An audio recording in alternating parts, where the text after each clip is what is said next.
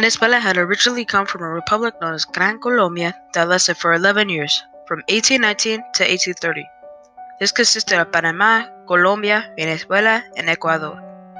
In 1819, during Northern South America's war with Spain for independence, Simón Bolívar established the basis for a regular government in Angostura.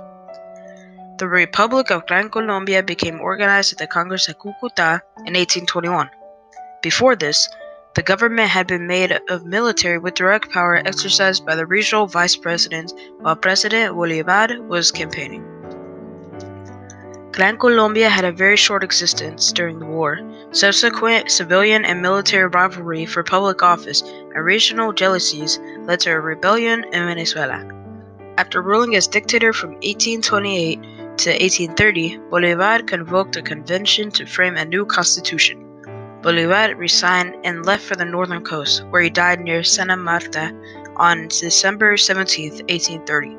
By that time, Venezuela and Ecuador had seceded from Gran Colombia. Since then, the remains of Gran Colombia broke apart and the republic landed in the history books. Venezuela was once the richest country in Latin America. It has the largest known oil reserves in the world. It was also praised for their amazing democratic form of government. However, today, the economy of Venezuela is in ruins. It has the highest inflation rate in the world, while necessities such as food and medicines are unavailable to most of the population. Ever since Maduro has been elected as Venezuela's president, the situation there has clearly gotten worse. The murder rate has increased to an all-time high, making the capital of Venezuela, Caracas, the most dangerous city in the world, and the GDP drop is sharper than the one the US had during the Great Depression. People have since then protested against the government, the president, and their decisions, and they aspire to have a better future for their children and grandchildren.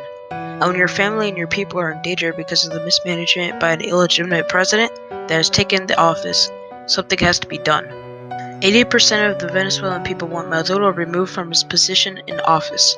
2 years after he became president, the Democratic Unity Roundtable, or MUD for short, won a 2/3 majority in the National Assembly. As an effect, this put Maduro's rule at risk. Maduro got rid of many Supreme Court justices, then he filled in their position to people that were loyal to him. In March of 2016, the court ruled to strip the National Assembly led by an opposition of their power. This single move has created mass protests throughout the country. This ruling was then taken back a couple days later. However, this decision was made too late. The damage had been done and the massive protests still continued to grow, and have left around 100 dead and other thousands injured. Maduro held a new voting to elect a new governing body, called the National Constituent Assembly. This essentially leaves no opposition to the president's rule. People all over the country vote during this election for the well-being of their country and peace for everyone. However, the Venezuelan people did not have a choice to say whether the National Assembly should exist. All they could do is elect its members. When the former president of Venezuela, Hugo Chavez, offered a constitutional rewrite in 1999, after most Venezuelans said yes, they elected a new National Constituent Assembly. See, unlike Maduro, Chavez was seen as a charismatic and loving leader who would guide Venezuela in a better direction. He blamed the government corruption for the economic inequality. His message came across well to the poor, which in turn helped to bring him into power. In 2004, oil prices surged and Chavez went on to go spend billions on social welfare programs for the poor. He subsidized food, improved the educational system, and built a healthcare system, and reduced poverty by more than half. However, all of these programs were dependent on the oil prices, and if these prices dropped, Venezuela would lose everything.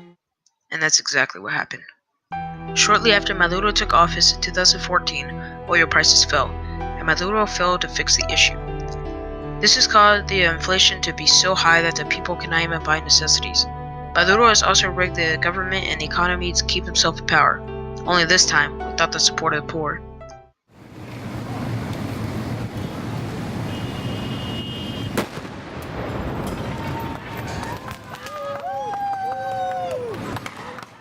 The protests have since then claimed at least 10 more lives. The election was clearly rigged, and the whole world could see it. And now, the people have to continue to look for peace and freedom.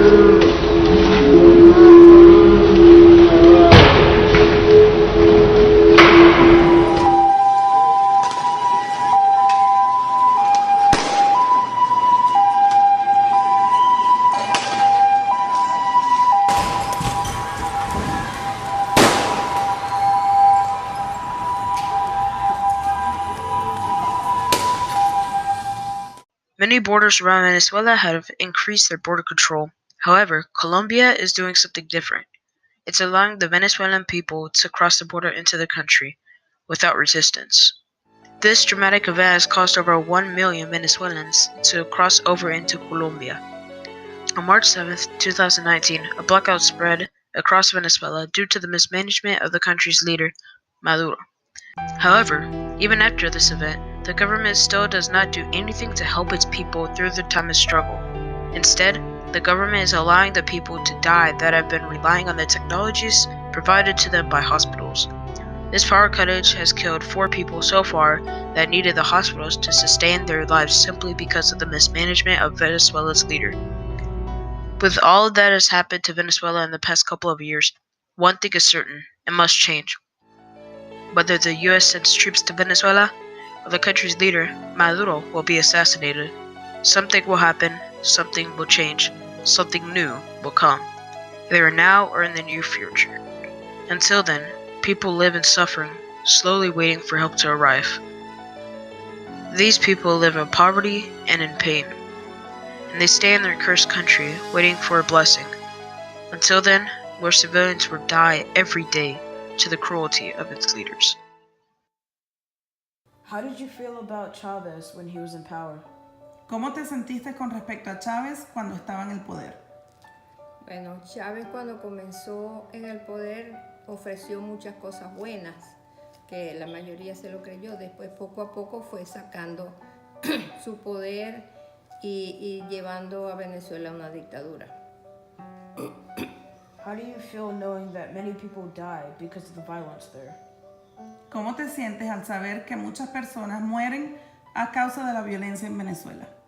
Bueno, uno se siente mal y con mucha impotencia sin poder hacer nada, porque el gobierno es el que tiene las armas y tiene todo para arremeter contra el pueblo. What do you think about the power struggle in Venezuela, and who do you favor, Juan Guaidó or Maduro? ¿Qué piensas de la lucha por el poder en Venezuela? ¿A quién favoreces? ¿A Juan Guaidó o a Maduro? Por supuesto que a Juan Guaidó, porque Maduro es el dictador el que siguió la dictadura de Chávez y ha puesto a Venezuela en, vamos a decir, una tragedia. Do you think the economic situation in Venezuela will once reach prosperity? ¿Crees que la situación económica en Venezuela volverá a alcanzar la prosperidad? Claro que sí, pero primero hay que salir de la dictadura para poder llegar a prosperidad y ayudada por los mismos venezolanos y internacionalmente. Do you still have family in Venezuela, and are you concerned for their safety? ¿Todavía tienes familia en Venezuela y te preocupa su seguridad? Claro, todavía tengo mucha familia allá y por supuesto que me preocupa la seguridad, pero confiada en Dios y en los venezolanos y en la ayuda internacional. Gracias por la entrevista. De nada, siempre a la orden.